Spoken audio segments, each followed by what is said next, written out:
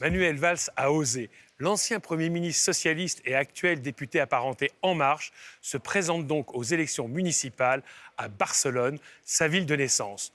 Quoi qu'on pense de cet ancien rocardien devenu jospiniste, puis strauss-kahnien, puis hollandais et enfin macroniste, on ne peut que saluer ce qui est une bonne nouvelle pour l'Europe. Le fait qu'un ancien Premier ministre se présente à une élection dans un autre pays que celui qu'il a dirigé est une première historique qui montre qu'il existe un espace public européen. Bon, ce parachutage, car c'en est un, ne s'annonce pas aisé.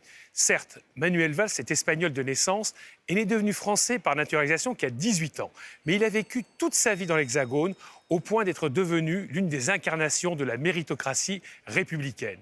Il n'est donc qu'un espagnol par héritage, ce qui risque de lui valoir une campagne virulente sur ce thème, notamment de la part des indépendantistes catalans qui le perçoivent comme une menace. En effet, Valls est farouchement attaché à l'unité de sa seconde patrie et c'est d'ailleurs pour cela qu'il va concourir avec le soutien de Ciudadanos, un parti de centre-droit espagnol anti-indépendantiste. Il est vrai qu'il aurait pu déminer le terrain en s'installant à Barcelone et en démissionnant de l'Assemblée nationale bien avant l'annonce de sa candidature. Son parcours fait un peu penser à celui de Daniel Cohn-Bendit, qui s'est présenté alternativement en Allemagne et en France entre 1999 et 2014. Mais lui s'est présenté aux élections européennes et pas à des élections locales, ce qui est une grosse différence.